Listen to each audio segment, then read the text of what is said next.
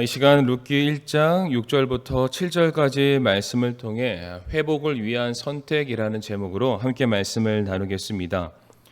드디어 룻기의 중요한 인물 중에 한 명인 바로 나오미가 오늘 본문에 등장하게 됩니다. 나오미는 본문에서 남편 엘리멜렉의 잘못된 선택으로 인해 무너져 내리게 됐던 그의 가정을 다시금 회복시키기 위해서 그녀의 인생에 있어서 굉장히 중요한 결단을 하나 내리게 됩니다. 대체 어떠한 결단이 나오미의 인생을 다시금 회복의 길로 인도하게 되었을까요? 첫 번째로 나오미는 하나님의 말씀에 반응하는 자세를 가지게 되었습니다. 나오미는 회복을 위해서 다른 것이 아니라 바로 하나님의 말씀에 반응하는 자세를 가지게 되었던 것입니다. 오늘 6절 말씀을 다시 한번 읽어보겠습니다. 그때 그녀가 주께서 자신의 백성을 돌아보사 그들에게 빵을 주셨다는 것을 모압 지방에서 들었으므로. 성도님들, 지금 나오미가 무슨 소식을 듣게 되었습니까? 하나님께서 자신의 백성들을 돌아보사 그들에게 빵을 주셨다, 양식을 제공하셨다는 소식을 듣게 되었던 것입니다. 분명 베들레헴에 기근이 와서 어찌할 수 없어서 그들이 모압으로 갔는데 막상 모압으로 가고 나니까 모압은 별 볼 일이 없었고 오히려 그들이 떠나왔었던 베들레헴이 말 그대로 양식이 풍성한 곳, 빵집, 하나님께서 자기의 백성들을 먹이시고 입히시는 장소라는 것을 그들이 깨닫게 된 것입니다. 사실 우리 베들레헴에서는 전혀 기근이 없었다라고 말씀을 드리고 싶습니다. 이미 우리가 지난 시간을 통해서 살펴본 것처럼 당시 이스라엘 백성들에게 임했던 기근의 진짜 이유는 먹고 마심에 대한 기근과 기갈은 아니었습니다. 바로 하나님의 말씀에 대한 부재요 기근이고 기갈이었음을 우리가 말씀을 통해서 함께 나눈 바 되었습니다. 요한복음 6장 35절에서도 예수님께서 이와 같이 우리들에게 말씀하고 계십니다. 예수님께서 그들에게 이르시되 내가 곧 생명의 빵이니 내게 오는 자는 결코 줄이지 아니할 것이요 나를 믿는 자는 결코 목마르지 아니하리라. 분명 주님께서는 내게 오는 자는 결코 줄이지 않는다라고 말씀하셨습니다. 내게 오는 자는 결코 목마르지 않을 것을 약속하고 계십니다. 주님께서 우리에게 주시는 것은 일회적인 것이 아니고 한 번 취하고 나면은 사라지는 것이 아니라 영원한 양식, 다함이 없는 은혜를 우리에게 주시겠다. 내게 찾아오는 모든 자들에게 반드시 공급하실 것을 약속하고 계십니다. 그러니까 당시 베들레헴에 기근이 들었다는 그 말은 하나님께서 자기 백성을 돌아보지 않는다거나 아니 하나님께서 자기 백성들을 먹이거나 입히지 않으셨다는 그런 뜻은 결단코 아니라는 것입니다. 당시 이스라엘 모든 백성들이 하나님을 왕으로 인정하지 않았기 때문에 그들이 하나님을 왕으로 그들의 삶에 모셔드리기를 스스로 거부했기 때문에 하나님 역시 그들의 왕으로서의 역할이죠. 즉 자기의 백성을 돌보시고 채우시는 일들을 하나님께서 감당하지 못했기 때문에 발생하게 된 기근이요 기갈이었던 것입니다. 그러하기에 오늘 본문에 나와 있는 베들레헴에 풍년이 들어서 모든 사람들이 먹는 데에 부족함이 없었다. 이와 같은 소식은 성도님들 갑자기 들려온 소식이 아니라는 것입니다. 이미 베들레헴에는 풍년이 있었고 이미 베들레헴 안에는 하나님의 돌보시는 손길이 하나님 백성들 위에 언제나 함께하고 있었습니다. 그러나 그것을 엘리멜렉이 듣지 못하였고 그것을 듣기를 원치 않았던 것이었습니다. 왜 그렇습니까? 어떻게 해서든 모압에서 성공을 해보려고 세상이 약속한 거짓되고 허황된 성공을 붙들어 보겠다고 그들이 베들레헴을 떠나게 되었고 베들레헴을 향해서 고개를 돌리지 아니하였고 베들레헴에서 들려오는 모든 소식들에 그들이 귀를 닫고 있었기 때문입니다.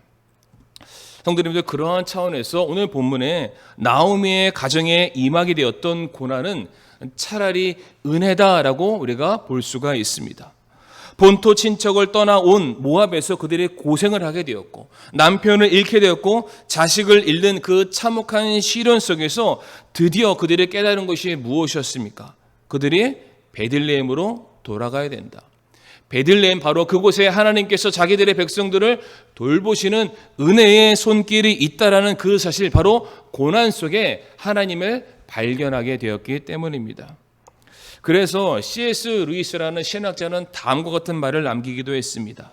무엇이냐? 바로 고난은 하나님의 메가폰이다. 고난은 하나님께서 자신이 지금 살아계심을 자기 백성들에게 알게 하시는 메가폰과 같은 커다란 소리이다.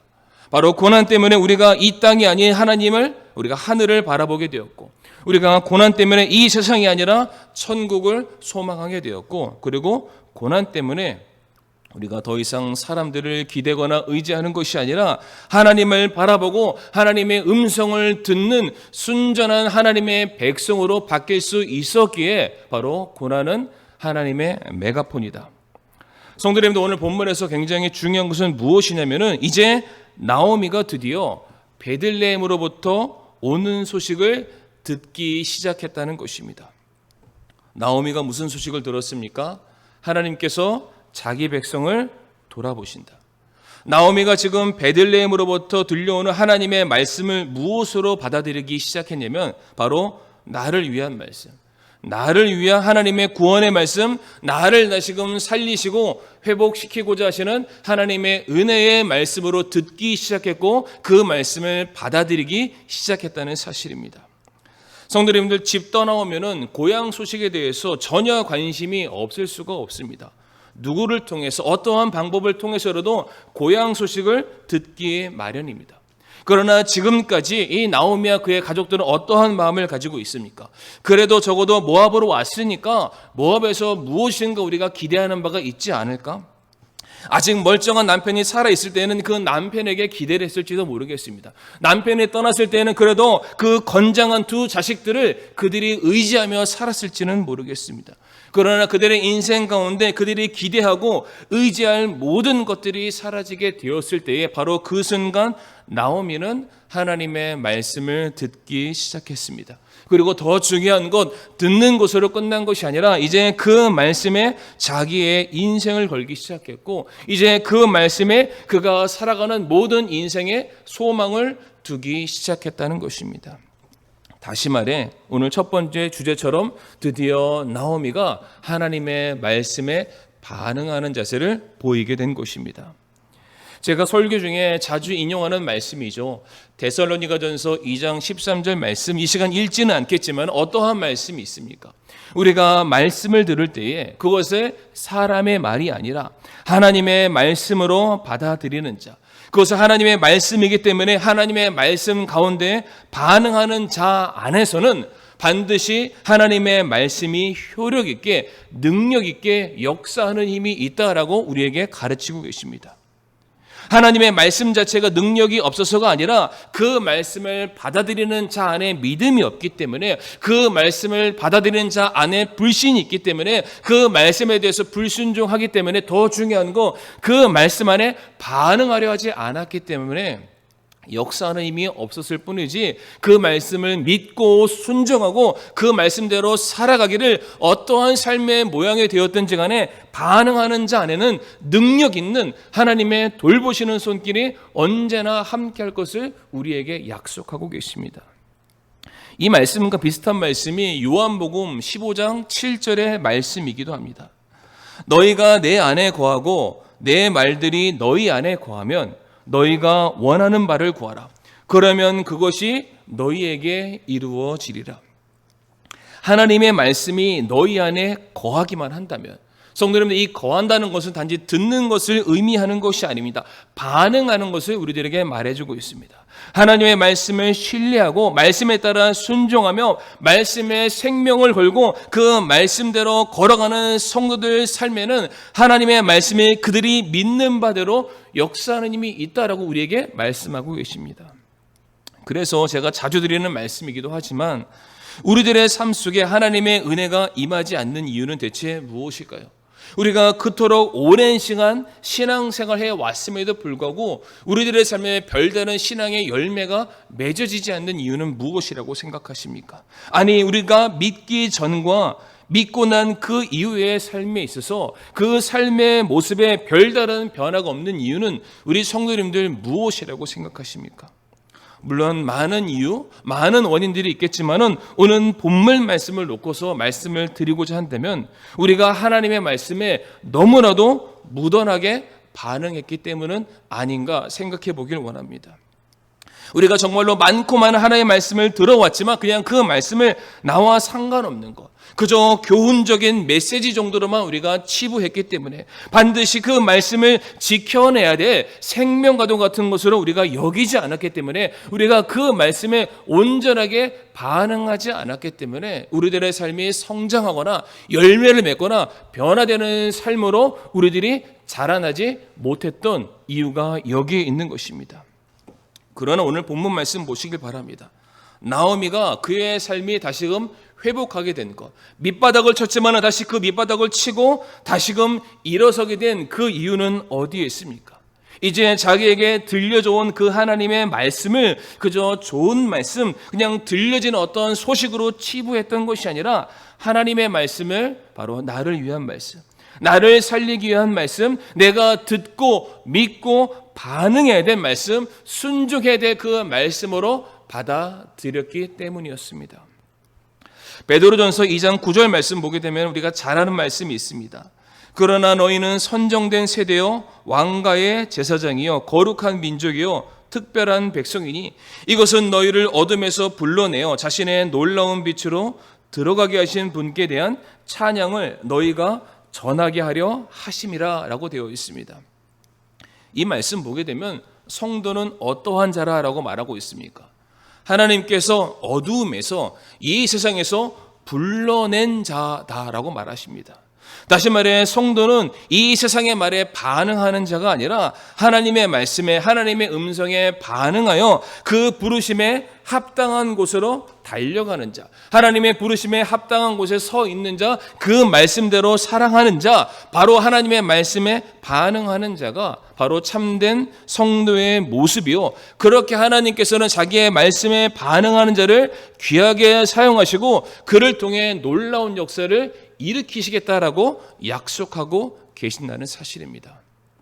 성도님들 꼭 기억하시길 바랍니다. 하나님의 말씀에 우리는 반응해야 됩니다.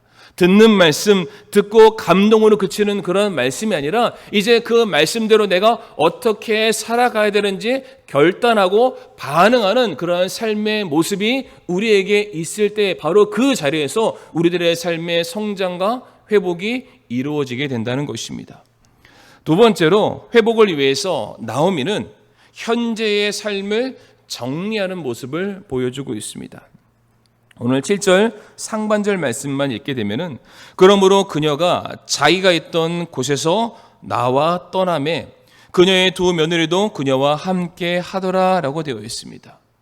하나님의 말씀, 베들레헴으로부터 들려오는 하나님의 말씀을 듣게 되었던 나오미는 어떻게 합니까? 이제 자기가 있던 곳을 정리하고 나와서 떠나게 됩니다. 성도님들, 왜 나오미가 자기가 있던 그곳 모압을 떠나야만 했습니까? 자기가 있던 그 자리죠. 모압을 떠나지 않는다면 하나님이 부르시는 곳, 하나님이 말씀하시는 곳, 하나님께서 자기 백성을 먹이시는 베들레헴으로 도저히 갈 수가 없기 때문입니다. 지금 나를 붙잡고 있는 자신의 그 삶을 정리하지 않고서는 하나님이 계시는, 하나님이 주시는 은혜의 자리, 축복의 자리로 돌아갈 수 없기 때문에 나오미는 무엇을 선택했습니까? 이제 자기가 있던 모든 것들을 다 정리하고 하나님이 계시는 베들레헴 가기를 결단하게 되었던 것입니다. 대부분의 많은 사람들이 하나님의 말씀이 옳다, 진리다라고 말하면서 그 말씀 그대로 순종하지 못하는 이유는 바로 자기가 살아가고 있는 현재의 삶을 정리하지 못하기 때문입니다. 분명 지금 자기가 처한 상황이 좋지 않음을 알매도 불구하고 도움이 절실하게 필요한 상황임에도 불구하고 쉽사리 자신의 현재의 상태, 자기에게 주어진 이 세상에서의 책임을 도저히 정리하려 하지 않습니다. 다시 말해 순종하기를 더디하고 있다는 뜻이기도 합니다. 성경에서 보게 되면 자기의 삶을 정리하지 못하고 지지부진하다가 구원받기는커녕 은혜 받기는커녕 오히려 더 큰 책망과 형벌, 심판을 피하지 못한 대표적인 한 사람이 있습니다. 바로 창세기에 소돔과 고모라 사건에 등장하는 롯의 아내다라고 말씀을 드리고 싶습니다. 소돔과 고모라가 멸망하는 바로 그때에 하나님의 천사가 그녀의 가정에 임하여 말씀하시기를 뒤도 돌아보지 말고 신속하게 하나님께서 너희들을 구원하시기 위해서 예비된 장소로 달려가라라고 말씀을 하셨습니다. 그러나 우리가 아는 대로 롯의 아내는 달려가는 바로 그와 같은 상황 속에서도 자기의 집과 자기의 삶의 터전들, 정들었던 그 도시, 그 세상을 놓치지 못하고 잊지 못해서 뒤를 돌아보는 바람에 결국 소금 기둥이 되는 그런 심판과 징벌을 맞이하게 되었습니다. 사랑하는 성도님들, 현재 우리의 삶을 정리하라는 이 말씀을 그냥 우리가 들으면 어떠한 면에서 굉장히 큰 희생과 결단, 손해를 감수해야 되는 것처럼 들리실 수도 있을 것입니다. 그러나 우리가 그것을 어떻게 생각해 봐야 되느냐? 우리가 정리함으로 말미암아 손해보는 것보다 이제 우리가 얻게 될 하나님께서 우리에게 약속하실 그 은혜와 회복하심에 대해서 그것을 비교한다면 이것은 전혀 가치가 없는 것이다 라고 생각하시기를 바랍니다. 오늘 본문에 나오미를 한번 생각해 보시기를 바랍니다. 지금 나오미가 있었던 모압은 그녀에게 어떠한 장소였습니까? 물론 그녀가 처음에 떠났을 때에는 모압은 성공을 보장하는 곳, 베들레헴보다 더 많은 풍성한 양식이 있는 곳, 행복한 곳, 그들의 삶의 꿈을 이룰 수 있는 유토피아처럼 보였을지는 모르겠습니다. 그러나 현재 그들이 서 있는 모압은 어떠한 곳이었냐면 하나님의 백성들이 하나님의 은혜를 누리는 그러한 장소가 아니라 모든 것을 빼앗김 당하는 약육 강식이 판을 치는 장소였습니다. 생계와 수단을 위해서 수단과 방법을 다 동원했지만은 얻은 것이라고는 단 하나도 없이 모든 것을 빼앗김 당하는 그런 장소이기도 했습니다. 또한 남편과 아들들이 죽게 됨으로 말미암아 누구에게도 의지할 대상이 없는 그러한 곳이 되었고, 하나님께서 약속으로 주신 그러한 땅이 아니라 온갖 우상들이 팽배한 영적인 타락의 장소이기도 했습니다.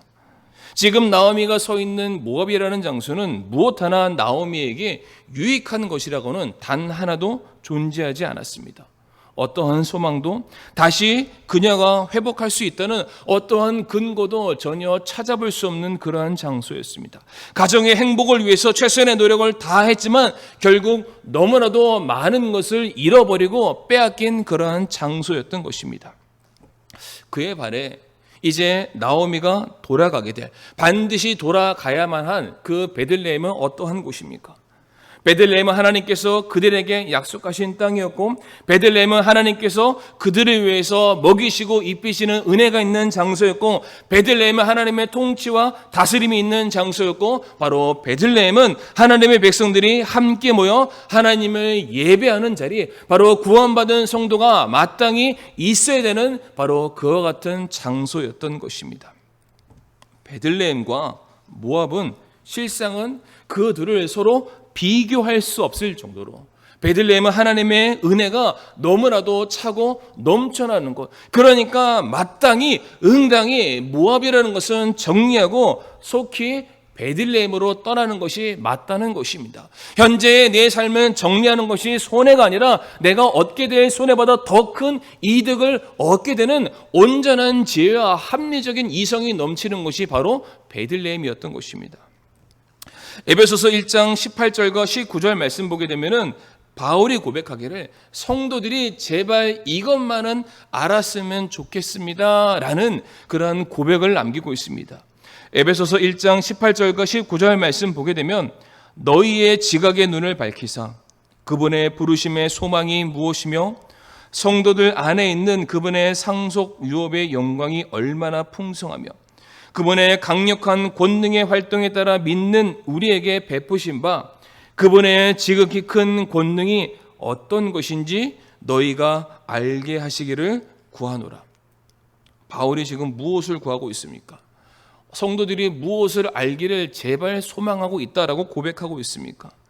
앞으로 장차 성도들이 누리게 될 소망이 어떠한 것인지, 그 영광이 얼마나 풍성한 것인지를 제대로 볼 수 있는 눈, 제대로 깨달을 수 있는 그런 지혜가 있기를 바울이 간구한다. 그것을 위해서 내가 지금 기도하고 있다라고 지금 외치고 있습니다.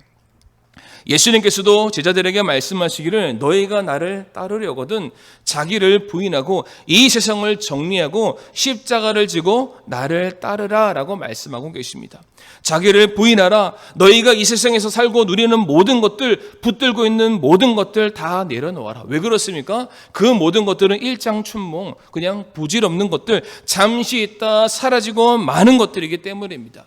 비록 제자들이 짊어지게 되는 십자가는 당장에는 고난으로 여겨지고 희생으로 여겨지고 수고처럼 여겨진다 할지라도 훗날 그 제자들이 받게 될 영광은 당장에 받게 되는 고난과는 결코 비교할 수 없는 것들이기에 예수님께서 제자들에게 말씀하시기를 너희를 부인해야 된다. 이 모든 세상에서의 삶을 정리해야 된다. 앞으로 너희들이 받게 될 그 영원토록 소유하게 될 기쁨과 세상의 어떤 상급을 위해서 이 세상의 모든 것들을 내려놓아라, 정리할 것을 주님께서도 당부하고 계십니다.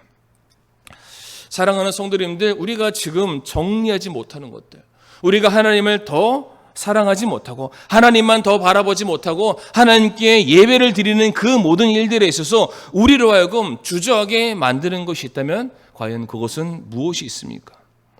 우리가 잊지 말아야 될 것은 우리가 세상을 포기함으로 잃게 되는 것보다 우리가 주님을 따르고 주님의 십자가를 짊어지고 주님이 계시는 곳으로 돌아가게 되었을 때에 얻게 되는 것과 결코 비교할 수 없는 엄청난 축복이 있음을 기억하시기를 바랍니다.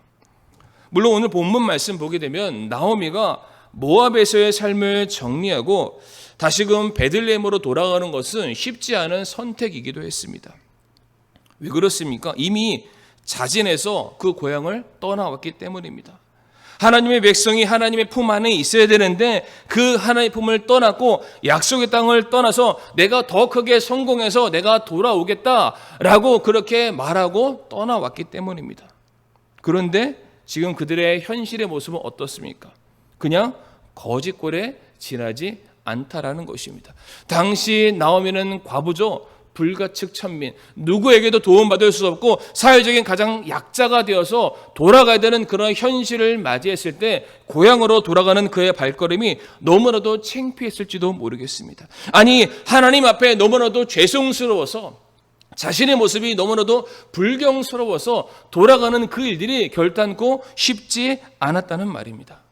그러나 성도 여러분들, 우리가 기억해야 될 것이 무엇입니까? 우리의 연약함과 우리의 무지함과 우리의 불순종보다 더 큰 것이 무엇이냐? 하나님께서 우리에게 베푸시는 은혜와 사랑이 더 크다는 사실입니다. 오늘 본문의 나오미처럼 자기의 백성을 돌보시는 하나님의 말씀에 반응하여 이제 이 세상의 모든 것들을 다 정리하시고 내가 하나님보다 더 사랑하는 것이 있다면 그 모든 것들 잠시 내려놓으시고 하나님의 부르심과 하나님의 사랑과 은혜가 넘치는 그 말씀의 자리로 돌아오시는 저와 성도님들이 되기를 원합니다. 정말로 우리가 그러하기 위해서 지금 내 삶의 모든 것들, 내가 애착을 두고 있는 모든 것들, 내 마음과 내 시간과 내 정성을 드리고 있는 하나님보다 더 사랑하는 모든 것들이 있다면 우리가 그것들과 이별을 선언하고 우리가 하나님께로 돌아와야 될 때입니다. 왜 그렇습니까? 성도가 살아가는 삶의 이유는 결코 이 세상에 속해 있지 않기 때문입니다.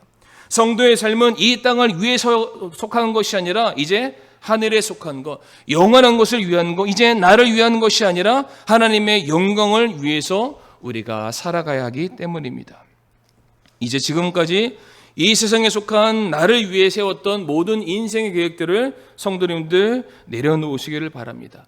나를 위해서 쌓아가고자 했었던 모든 바벨탑들을 다 내려놓으시고 이제 하나님께서 내게 주신 사명, 내게 주신 목적, 나를 통해서 하나님께서 받게 되실 그 기쁨과 영광을 위해서 새롭게 인생을 계획하시고 그 위를 위해서 걸어나가시는 저와 성도님들이 될 수 있기를 원합니다. 고린도전서 10장 31절 말씀에 그런즉 너희가 먹든지 마시든지 무엇을 하든지 모든 일을 하나님의 영광을 위하여 하라. 이제 더 이상 나 자신을 위해서 먹고 사는 문제를 위해서 이 땅의 이 한시적인 삶을 위해서 의미 없는 삶을 살아가는 것이 아니라 하나님께서 자기 백성을 위해서 예비하신 축복과 은혜로 돌아가 이제는 하나님의 부르심에 합당한 삶을 살아가기 위해서 이제 그 일을 위해서 전력 투구하시는 저와 성도님들이 될 수 있기를 원합니다. 그래서 이 시간 우리가 말씀을 놓고서 결단하고 기도하기를 간절히 바라는 것은 하나님, 제가 무엇보다 하나님의 말씀에 민감하게 반응할 수 있는 그러한 마음을 제게 허락하여 주시옵소서. 더 이상 이 세상의 것들에 마음 쏟지 아니하고 하나님께서 내게 주신 사명이 무엇인 줄 알아 이제 그것을 이루어냄으로써 나를 통해 드러나게 된 하나님의 영광을 위해서 내가 쓰임받는 자 될 수 있게 해달라고, 그 하나님의 말씀과 부르심에 내가 민감하게 반응해서 내가 서 있어야 될 그 자리에 내가 서게 하여 주옵시고, 내가 가야 될 그 자리에 내가 가게 하여 주옵시고, 내가 쓰임받아야 될 그 자리에 내가 쓰임받게 해달라고 기도하시는 저와 성도님들, 그리고 그와 같이 그 일들에 내가 헌신하기 위해서 지금 나를 얽매고 있는 이 세상의 모든 무거운 짐들을 다 내려놓을 수 있게 해달라고, 이 땅을 살아가는 모든 삶의 목적이 나 자신을 위해서가 아니라 나를 부르시고 나를 구원하시고 나를 자기 자녀 삼아주신 하나님의 영광을 위해서 쓰임받는 바로 나의 삶이 될 수 있게 해달라고, 바로 나오미에게 임했던 그런 놀라운 회복의 은혜, 다시 주시는 그 기회의 은혜가 바로 이 시간 이렇게 귀하게 결단하는 바로 우리들의 삶에 동일하게 임할 수 있게 해달라고 기도하시고 결단하시고 반응하시는 저와 성도님들이 될 수 있기를 바라며 오늘의 말씀을 마치도록 하겠습니다.